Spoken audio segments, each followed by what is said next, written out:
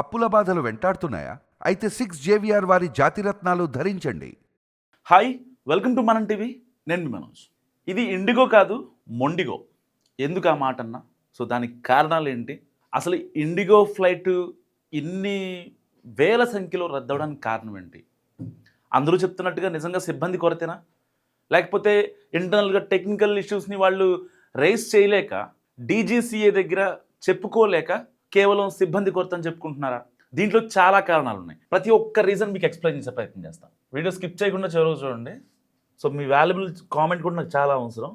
First thing వచ్చేసి అక్టోబర్లో IndiGo పనితీరు 82.7% ఉంది. నవంబర్లో 60% పడిపోయింది. నార్మల్గా ఏ సివిల్ ఏవియేషన్ అయినా సరే ఒక 2%, 3%, 4%, మహా అయితే 5% దీని యొక్క పనితీరు పడిపోవడానికి కారణాలు. సో సిబ్బంది కొరత కావచ్చు, టెక్నికల్ ఇష్యూస్ కావచ్చు, లేకపోతే రేట్ హైకులు కావచ్చు, ఇలాంటివి కొన్ని ఉంటాయి. కానీ ఇండిగోది మరి ఇంత ఇదిగా ఎందుకు పోయింది? దీనికి ఆల్రెడీ ఇది దాదాపుగా 1000 కోట్ల టర్న్ ఓవర్, అంటే లాభాల టర్న్ ఓవర్లో ఉన్నాయి. ఉన్నా సరే మరి ఎందుకు వాళ్ళ ఎంప్లాయీస్కి శాలరీస్ ఎక్కువ ఇవ్వడం వల్ల వాళ్ళు ఇవాళ చేస్తున్నారు అంటే దానికి ఒక రీజన్ ఉంది. సో ఇప్పటిదాకా ఇండిగోలో ఎవరైతే పైలట్స్ ఉంటారో ఆ పైలట్స్ మొత్తం గతంలో 2025 ఏప్రిల్లో DGCA, directorate general of civil aviation, so ఈ డీజీసీఏ కొన్ని ఉత్తర్వులు జారీ చేసింది అనమాట. ఏమని? ఒక పైలట్ వారాంతం వరకు ఇన్ని హవర్స్ మాత్రమే ఫ్లైట్ నడపాలి, ఒక రోజులో 13 గంటలు మాత్రమే ఫ్లైట్ నడపాలి అనే ఉత్తర్వులు ఇచ్చింది. దానికి సంబంధించి ఈ ఏవియేషన్కి సంబంధించిన సంస్థలన్నీ కూడా లైక్ ఇండియన్ ఎయిర్లైన్స్ కావచ్చు, ఇంకా ఇండిగో కావచ్చు, మన డొమెస్టిక్ ఎయిర్లైన్స్ ఏవైతే ఉన్నాయో అవన్నీ ఢిల్లీ హైకోర్టుని ఆశ్రయించాయి. అప్పుడు వాళ్ళు ఏం చెప్పారు? డీజీసీఏతో సంప్రదించారు, మీరు ఒక పిటిషన్ వేయండి. అసలు ఎందుకంటే రీసెంట్గా అహ్మదాబాద్ కూడా ఫ్లైట్ ప్రమాదం జరిగింది కాబట్టి అసలు ఒక పైలట్ ఎన్ని గంటలు పనిచేయాలి, వీక్ డేస్లో ఎన్ని గంటలు పనిచేయాలి, వీకెండ్లో ఎన్ని గంటలు పనిచేయాలి, మొత్తం కలిపి ఎన్ని హవర్స్ పనిచేయాలి, ఆయనకి లీవ్ ఎప్పుడు ఇవ్వాలి, ఒకవేళ ఫీమేల్ అయితే లీవ్ ఎప్పుడు ఇవ్వాలి. సో ఆ లీవ్ వాళ్ళు వెంటనే పెట్టారు అంటే ఒకవేళ వాళ్ళకి వర్కింగ్ హవర్స్ ఉన్నా సరే యాక్సెప్ట్ చేయాలా వద్దా? సో దానికి సంబంధించి ఏటీసీకి అండ్ డీజీసీఏకి మొత్తానికి అందరికీ పంపించారు. సో దాన్ని పంపించిన తర్వాత ఇండిగో ఏం చెప్పిందంటే మా దగ్గర సిబ్బంది కొరత ఉంది, ఇప్పటికిప్పుడు మీరు దీన్ని ఇంప్లిమెంట్ చేస్తే మేము చాలా ఇబ్బందులు పడతాం, దీన్ని టర్మ్స్ వైజ్గా ఇంప్లిమెంట్ చేయడం అని చెప్పింది. అప్పుడు హైకోర్టు ఏం చెప్పింది? ఏప్రిల్లో ఏం చెప్పింది అంటే ఢిల్లీ హైకోర్టు సరే ఇప్పటికిప్పుడు మీరు వెంటనే ఇంప్లిమెంట్ చేయాల్సిన అవసరం లేదు, 2 దశల్లో అమలు చేయని చెప్పింది. 2 దశల్లో అమలు చేయమని చెప్తే 1 మేలో అప్లై అయింది అండ్ 2 నవంబర్ 1కి అప్లై అయింది. ఇన్ని రోజులు టైం ఇచ్చారు ఇండిగోకి, ఓకేనా? దాదాపుగా 5 నెలల సమయం. 5 నెలల సమయం అంటే ఒక పైలట్ని తీసుకొని వాళ్ళని ట్రైన్ చేసి, సో వాళ్ళకి డిఫాల్ట్గా ఉండే వాళ్ళకి పైలట్ దగ్గర శిక్షణ ఇప్పించి, రియల్ టైంలో శిక్షణ ఇప్పించి నెక్స్ట్ లెవెల్లో చేసుకోవచ్చు. ఎలాంటి సిబ్బంది కొరత ఉండదన్నమాట. ఎందుకంటే ఏటీసీ దగ్గర కూడా వాళ్ళు ఉంటారనమాట. అంటే మనకి ఎయిర్పోర్ట్లో పెద్దగా ఒకటి ఉంటుంది కదా, ఒక టవర్ లాగా, దాంట్లో ఉండేవాళ్ళు కూడా సిబ్బంది ఇండిగో వాళ్ళే ఉంటారు. సో ఇలాంటి నేపథ్యంలో ఎలాంటి సిబ్బంది కొరత రాకూడదని చెప్పి ప్రభుత్వం అటు ఢిల్లీ హైకోర్టు, ఇటు డీజీసీఏ చాలా చాకచక్యంగా అన్ని ఎయిర్లైన్స్కి పంపించాయి. ఏమని? 2 దశల్లో అప్లై చేసుకోండి, దాన్ని బట్టి మీకు సిబ్బందిని ఏమైనా ఉంటే ఇంకా హైర్ చేసుకోండి, మాకు ఎలాంటి ఇబ్బంది లేదని చెప్పింది. కానీ ఇండిగో ఏం చేసింది? వచ్చిన లాభాలని పక్కన పెట్టుకొని సిబ్బందిని హైర్ చేసుకోలేదు. వాళ్ళకి కావాల్సిన క్యాబిన్ క్రూ కావచ్చు, పైలట్లు కావచ్చు, ఇంకా ఆ టెక్నీషియన్స్ కావచ్చు. ఒక ఫ్లైట్ ఇప్పుడు బయలుదేరుతుంది అనుకోండి, ఒక హాఫ్ అన్ అవర్లో టేక్ ఆఫ్ ఉంది. సో దానికి సంబంధించి ఏదైతే భద్రతాపరమైన చర్యలు కావచ్చు, అలాంటి వాటిల్లో ఉంటారు కదా క్యాబిన్ క్రూ, సో వాళ్ళకి సంబంధించిన టెక్నికల్ పర్సన్స్ కూడా ఎవరిని కూడా హైర్ చేసుకోలేదు. దాని తర్వాత సరిగ్గా 1 వీక్ బ్యాక్ అనుకుంటా ప్రపంచం అంతటా కొన్ని వేల ఫ్లైట్లు ఆగిపోయాయి. మన ఇండియాలో కూడా కొన్ని వేల ఫ్లైట్లు ఆగిపోయాయి. అండ్ రీసెంట్గా ఒక వల్కనో అది ఎక్స్ప్లోజన్ అవ్వడంతో దాని ఫలితంగా కూడా కొన్ని మన ఇండియాకి సంబంధించిన సంస్థలకి, ఎయిర్లైన్ సంస్థల ఫ్లైట్స్ అన్నీ కూడా ఆగిపోయాయి. సో ఇలాంటి అంటే మానవ తప్పిదాలు కాకుండా ప్రకృతి తప్పిదాలని మనం పరిగణలో తీసుకోకూడదు ఇక్కడ. కానీ ఇక్కడ ఇండిగోలో మానవ తప్పిదం పక్కాగా కనిపిస్తుంది. వీళ్ళు చేయడం మూలానే ఇన్ని రోజులుగా ఫ్లైట్స్ డిలే అవుతున్నాయి, ఫ్లైట్ క్యాన్సిల్ అవుతున్నాయి. అండ్ దానికి సంబంధించి మిగతా ఏదైతే ఎయిర్లైన్స్ ఉంటాయో వాటి రేట్లు కూడా అమాంతం పెరిగిపోతున్నాయి. దానికి ఎవరు రెస్పాన్సిబిలిటీ అంటే ఫ్రీక్వెంట్ ప్లేయర్స్ ఎలాగూ డబ్బులు ఇచ్చే పరిస్థితులు ఉంటారు కాబట్టి సో వాళ్ళు పెట్టుకుంటారు, ఇబ్బంది ఏం లేదు అన్న ధోరణిలోనే ఈ ఎయిర్లైన్ సంస్థలు వెళ్తున్నాయి. నాట్ ఓన్లీ ఇండిగో ఇవాళ సమస్య వచ్చింది కాబట్టి ఈ సమస్య బయటపడింది. తీగ లాగితే డొంక కదులుతుంది. ఇప్పుడు ఎదుగా మాట్లాడినా కూడా చెప్తా. ఇప్పుడు ఫర్ ఎగ్జాంపుల్ హైదరాబాద్ నుంచి Tirupati, Hyderabad to VGA, so ఇవన్నీ డొమెస్టిక్ కదా, ఇవి domestic. Hyderabad to Tirupati suppose for example 2700, suppose for example కదా, అంతే ఉంటుంది ఫేర్. మీరు కావాలని చెక్ చేసుకోండి. ఇప్పుడు చెక్ చేస్తే మీకు డబల్ ఫేర్ చూపిస్తుంది. అండ్ హైదరాబాద్ టు విజిఏ 2200, ఇవి ఫేర్స్ కదా. ఇప్పుడు చెక్ చేసి చూడండి ఎంత హైక్ ఉంటుందో. వేరే ఏ సంస్థ అయినా సరే, ఒకవేళ ఇండిగో ఇప్పుడు ఆల్మోస్ట్ అన్ని క్యాన్సిల్ చేసింది, ఒకవేళ 1 or 2 ఫ్లైట్స్ ఉన్నా సరే చాలా రేట్లు చూపిస్తాయి. నిన్న నేను చెక్ చేస్తే, ఒక్క నిమిషం మీకు చెక్ చేసే ప్రయత్నం కూడా చేపిస్తాను. మీకు సోల్డ్ అవుట్ అన్ని ఈ రోజుకి సోల్డ్ అవుట్. ఇప్పటికిప్పుడు వెళ్ళాలంటే ఆల్రెడీ చాలామంది ఇవాళ వెళ్ళాలని బుక్ చేసుకుంటారు ఇండిగోకి. ఏ సామాన్యుడైనా సరే ఫస్ట్ ఒకవేళ ఎయిర్లైన్స్ ఏమైనా చెక్ చేసుకోవాలంటే ముందు ఇండిగో ఫ్లైటే చూస్తాడు.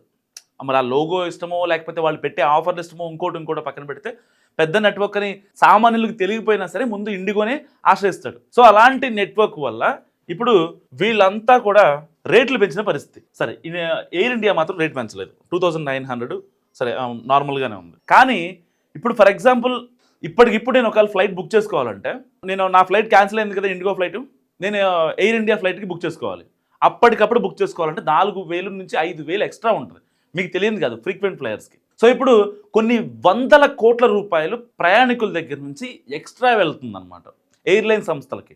ఎందుకు? ఈ ఇండిగో వాడు చేసిన తప్పు వల్ల. వాడు నిజంగా ఏదైతే పైలట్లు అందరూ ఒక ఆల్రెడీ చెప్పారు కదా, వార్న్ చేశారు, డీజీసీఏ వార్న్ చేసింది, ఒక పైలట్ వీక్లో ఎన్ని అవర్స్ వర్క్ చేయాలి, ఇలాంటివన్నీ ప్రాపర్గా చెప్పుకున్న తర్వాత కూడా కనీసం వీళ్ళు ఎలాంటి భద్రతా ప్రమాణాలు పాటించకుండా సింపుల్గా ఇండిగో ఒక ట్వీట్ చేసింది. ఏమనంటే, మా వల్ల ఇబ్బంది పడ్డ ప్రయాణికులకి మేము చింతిస్తున్నాం, దయచేసి మేము చేసిన తప్పుని క్షమించండి అని ఒక ట్వీట్ చేసింది. చాలా బాగుంది. కానీ డీజీసీ ఏం చెప్తుంది? ఇండిగో ఒక పనితీరు, వాళ్ళ దగ్గర ఉన్న క్యాబిన్ క్రూ, వాళ్ళ దగ్గర ఉన్న పైలట్ల వివరాలు, వాళ్ళ దగ్గర ఉన్న ఫ్లైట్స్ వివరాలు, ప్రతి ఒక్క దాని స్టేటస్ మాకు కావాలని ఇప్పుడు ఇండిగోకి ఆదేశాలు జారీ చేసింది. గతంలో 80% అంటే అక్టోబర్లో ఇండిగో పనితీరు 80% ఉంటే అలా ఎలా తగ్గుద్ది ఒక్క 1 monthలో అని చెప్పి. ఇక్కడ ఎవరిది మిస్టేక్? కంప్లీట్గా అంటే ఒక పక్క పైలట్ల నిర్వహణ సరిగ్గా లేదు, వాళ్ళని హైర్ చేసుకోవడం సరిగ్గా లేదు, క్యాబిన్ క్రూ తీసుకోవడం సరిగ్గా లేదు. ఇంకా ఏం చేస్తారండి? దాదాపుగా ఇండిగోకి లాస్ట్ త్రైమాసికంలో వచ్చిన లాభం 1000 కోట్లు. పోనీ వీళ్ళ దగ్గర ఉన్న ఎంప్లాయీస్కి లేకపోతే పైలట్లకు కావచ్చు, క్యాబిన్ క్రూ కావచ్చు, టెక్నీషియన్స్ కావచ్చు, ఏటీసీలు ఉండే వాళ్ళకి కావచ్చు, అండ్ బోర్డింగ్ పాస్లు ఇచ్చే దగ్గర వాళ్ళ క్యాబిన్ క్రూ కావచ్చు, ఎవరికైనా సరే వాళ్ళు ఇచ్చిన శాలరీ హైక్ 0%, రూపాయి కూడా పెంచలా. ఇప్పుడు మళ్ళీ వీళ్ళు పెంచకపోగా వీళ్ళ వల్ల ఎవరైతే ప్రయాణికులు ఇబ్బంది పడుతున్నారో, గంటల తరబడి ఎయిర్పోర్ట్ లాంజ్లోనే కూర్చుంటున్నారో, బోర్డింగ్ పాస్ తీసుకొని 2-3 గంటలు ఆలస్యం అవుతుందన్నా సరే వెయిట్ చేసి ఉంటున్నారో, ఇదంతా కూడా అన్నెసరీ థింగ్స్ అనమాట. కేవలం ఇండిగో చేసిన తప్పు. ఎవరు దీనికి సమాధానం చెప్పాలి? ప్రయాణికులా? మిమ్మల్ని నమ్ముకున్న ప్రయాణికులా? లేదు, మిమ్మల్ని నమ్ముకొని అన్ని గంటలు వెయిట్ చేసి అట్లీస్ట్ మీరు కనీసం ప్రాపర్ ఇన్ఫర్మేషన్ ఇవ్వకుండా కూడా వాళ్ళు మళ్ళీ వేరే ఫ్లైట్, కనెక్టింగ్ ఫ్లైట్ పట్టుకొని వెళ్తున్న వాళ్ళకి తప్ప ఎన్నిసార్లు మీ మీ యొక్క ఫ్లైట్స్లో ఆ యొక్క టెక్నికల్ ఇష్యూస్ రాలేదు? ఎందుకు పట్టించుకోరు? టెక్నికల్ ఇష్యూ అంటే వరల్డ్ వైడ్గా అన్ని ఎయిర్లైన్స్కి ఒకవేళ టెక్నికల్ ఇష్యూ వచ్చిందంటే, రీసెంట్గా 1 week బ్యాక్ వచ్చింది, అలాంటి ఇష్యూ వస్తే అది నెగ్లిజిబుల్, అందరికీ వచ్చింది. ఎన్నిసార్లు రాలేదు? మొన్న బహ్రెయిన్ నుంచి హైదరాబాద్ వస్తున్న ఒక ఫ్లైట్కి కూడా, ఇండిగో ఒక ఇంటర్నేషనల్ ఫ్లైట్కి కూడా, దానికి కూడా బాంబ్ వార్నింగ్ వచ్చింది. సరే ఎవరో పెట్టారు, ఓకే అనుకుందాం. ఎందుకు మీ దాంట్లోనే వస్తాయి? Hyderabad to Vizag technical issues వస్తాయి, Hyderabad to Tirupati technical issues వస్తాయి. ఏ ఫ్లైట్కి రాని యొక్క ఇబ్బందులు ఓన్లీ ఇండిగోకే వస్తాయి. మరి దీన్ని సిబ్బంది కొరత పేరుతో దీన్ని తుడిచేద్దామా? సిబ్బందిని హైర్ చేసుకోవాలా? ఎందుకు హైర్ చేసుకోరు? అసలు ఇంటర్నేషనల్ ఎయిర్పోర్ట్స్లో, డొమెస్టిక్ ఎయిర్పోర్ట్స్లో జనాలు ఇండిగో కోసం వెయిట్ చేస్తున్న తీరు చూస్తే, సికింద్రాబాదు, చర్లపల్లి, నాంపల్లి, కాచిగూడ, అక్కడ ఎలా జనాలు వెయిట్ చేస్తారో అంతలాగా జనాలు వెయిట్ చేస్తున్నారు. ఎందుకు? బ్రాండ్ మీకున్న వాల్యూని పోగొట్టుకుంటున్నారు. అసలు రీజన్ ఏంటి? డీజీసీఏ చెప్పేది ఏంటి? లేదు, ఓన్లీ వీళ్ళకి ఆల్రెడీ మేము ముందే ఇంటిమేట్ చేసాం, ఇండిగోకి 2 దఫాల్లో మేము దాన్ని ఆ ఇష్యూని సార్ట్అవుట్ చేసుకోమని చెప్పాము. పైలట్లు కూడా ఆల్రెడీ వెళ్ళారు. పైలట్లకి మీరు వాళ్ళని ఎంత వాడుకోవాలో అంతకన్నా ఎక్కువ వాడుకుంటున్నారు. పోనీ ఎక్స్ట్రా కన్వీనియన్స్ ఏమైనా ఇస్తున్నారంటే అది కూడా లేదు. మరి అలాంటప్పుడు ఇంకా వాళ్ళు ఎందుకు మీకు అవసరానికి పనిచేయాలి? వాళ్ళు డీజీసీఏ పరిమితులకు లోబడి పనిచేయాలి. అయినా సరే మీరు కొన్ని రోజులు మేనేజ్ చేశారు డీజీసీని కూడా. సో డీజీసీఏ కూడా మీకు 1 fine day ఓకే చెప్పింది. బట్ అన్ని వేళ సాధ్యం కాదు కాబట్టి ఢిల్లీ హైకోర్టుకి వెళ్ళింది కాబట్టి మ్యాటర్. దాని తర్వాత 2 దఫాలుగా ఇంప్లిమెంట్ చేసుకోమని చెప్పారు. మీరేం చేశారు? ఒక్కళ్ళైనా హైర్ చేసుకున్నారా? వచ్చిన లాభాలు జేబులు వేసుకున్నారు, అంతే, సింపుల్, అయిపోయా. దాని తర్వాత మీరు చేసింది ఏం లేదు కదా. ఎందుకు? జనాల దగ్గర నుంచి డబ్బులు రాబట్టాలనే ఒకే లక్ష్యం మీకు బాగానే ఉంది. కానీ మీ ఫ్లైట్స్ క్యాన్సిల్ అవ్వడం వల్ల ఇండైరెక్ట్ గా ఎంతమంది ఇబ్బంది పడుతున్నారు? చాలా మంది బిజినెస్ ఎంటర్ప్రీనర్స్ కావచ్చు, ఆంటర్ప్రీనర్స్ కావచ్చు, వీళ్ళంతా కూడా ఫ్రీక్వెంట్ ఫ్లైయర్స్ ఉంటారు. వాళ్ళంతా ఢిల్లీ టు బాంబే అని చెప్పి, లేకపోతే హైదరాబాద్ టు కోల్కతా, హైదరాబాద్ టు బెంగళూరు, ఇలాంటి ఎంతమంది తిరుగుతూ ఉంటారు పర్ డేకి? కొన్ని లక్షల మంది. అలాంటి వాళ్ళ నమ్మకం ఎందుకు పోగొట్టుకుంటున్నారు? మీ బిజినెస్ మీరే ఎందుకు చెడదొప్పుకుంటున్నారు? జస్ట్ ఇమాజిన్, వాళ్ళ వల్ల చాలా ఎయిర్లైన్ సంస్థలన్నీ కూడా రేట్లు అమాంతం పెంచేస్తున్నాయి. దానికి ఎవరు రెస్పాన్సిబిలిటీ? అక్కడ ప్రాబ్లం ఏంటో తెలిసే లోపలనే ఇక్కడ మొత్తం జరగాల్సిన నష్టం మొత్తం జరిగిపోతుంది. ఎవరు ఎందుకు అర్థం చేసుకోవట్లేదు? కేవలం ఫ్లైట్స్ క్యాన్సిల్ ఈ ఒక్క సింపుల్ ఫండా దగ్గర ఆగిపోతున్నారు అందరూ. ఎవరు ఎందుకు మాట్లాడరు? ఎంతమంది ప్రయాణికులు ఇబ్బంది పడుతున్నారు?